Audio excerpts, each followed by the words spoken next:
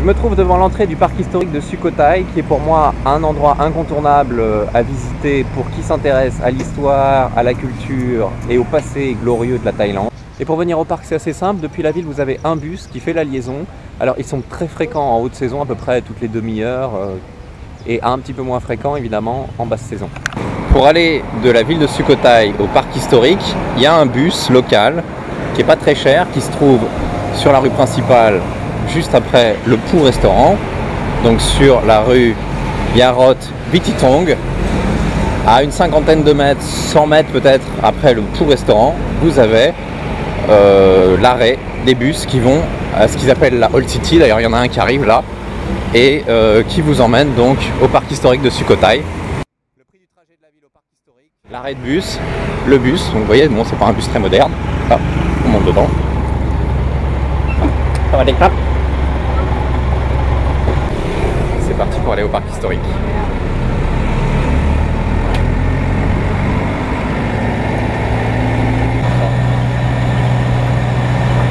Ce local vous dépose directement devant l'entrée du parc historique et vous serez très vite sollicité juste derrière là-bas par les loueurs de vélos qui louent des vélos pour 30 bahts la journée et qui vous donnent une carte.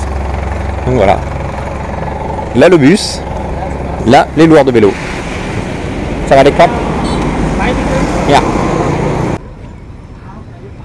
Voilà, c'est ici que vous achetez les tickets et après vous rentrez. Donc il y a un prix à payer pour l'entrée et un prix à payer pour le vélo. Alors, ça va les crêpes?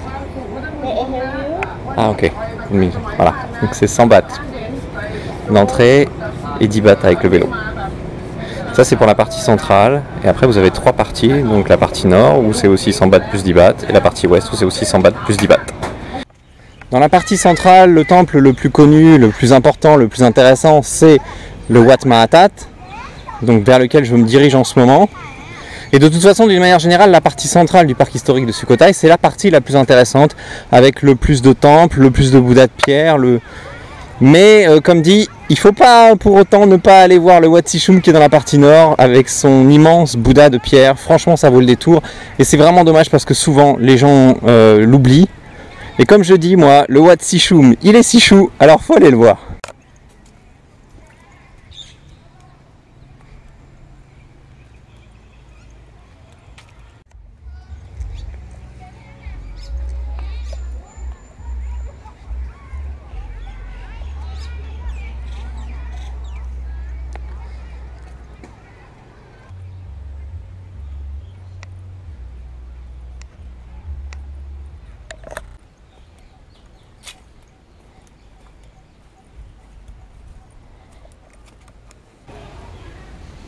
Dans cette vidéo, je vous aurais montré que le Wat Mahathat, qui est le temple le plus important de la partie centrale du parc historique de Sukhothai. Mais vous, quand vous reviendrez, vous pourrez découvrir tous les autres. Et pour aller voir le Wat Sichum, vous avez juste à prendre la route qui longe la partie centrale du parc de Sukhothai, route sur laquelle je me trouve maintenant. Et puis vous tournez à droite et vous arrivez très rapidement au Wat Sichum. Ah, le Wat Sichum, ça va être à droite, à 600 mètres. Et donc on va tourner pour aller voir le Wat Sichum. C'est par là. Vous voyez ici c'est indiqué Wat Sichum. Et donc on y va. Vous arrêtez votre vélo et vous allez au Wat Sichum. Alors quand vous arrivez au Wat Sichum, vous allez avoir un guichet, vous allez devoir payer 100 bahts. Alors c'est pas 100 bahts pour le Wat Sichum en lui-même, c'est 100 bahts pour tout le secteur nord, mais les guichets sont au niveau du Wat Sichum parce que c'est vraiment le temple incontournable du secteur nord.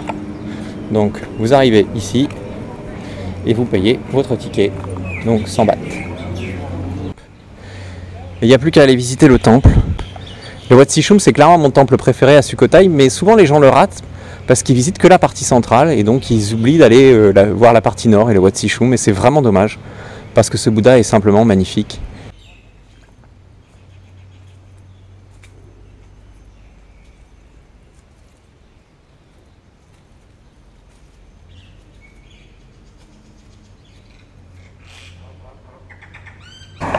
Et si vous voulez aller visiter la partie ouest, vous n'avez plus qu'à reprendre la route que vous aviez prise pour aller au Wat Sichum, mais à continuer tout droit pendant quelques kilomètres et vous aurez sur la gauche cette fois-ci l'entrée pour la partie ouest.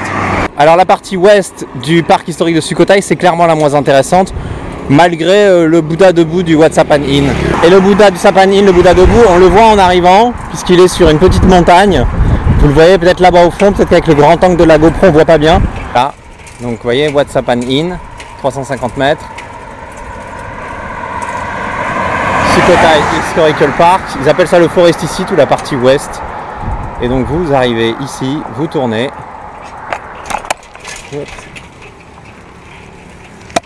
Partie ouest. Et quand vous arrivez là-bas, si vous voulez aller visiter cette partie-là, donc qui est surtout intéressante pour le Sapan Inn et son Bouddha debout, c'est à nouveau 100 bahts. Plusieurs fois par an, au parc historique de Sukhothai, vous avez un spectacle de son et lumière gratuit. Les dates sont publiées sur le site thailandi.com, Thaïlande avec 2 E à la fin.com, dans la rubrique événements accessible depuis la page d'accueil. Et sinon, sur Facebook, on publie un avertissement la veille. Et donc une fois que vous avez fini la visite, vous sortez du parc, vous rendez votre vélo. Et si vous n'avez pas perdu la clé, vous n'avez pas 50 bahts de pénalité à payer. Et puis vous reprenez le bus qui est là, qui vous attend, sachant que le dernier bus pour la ville est à 17 h.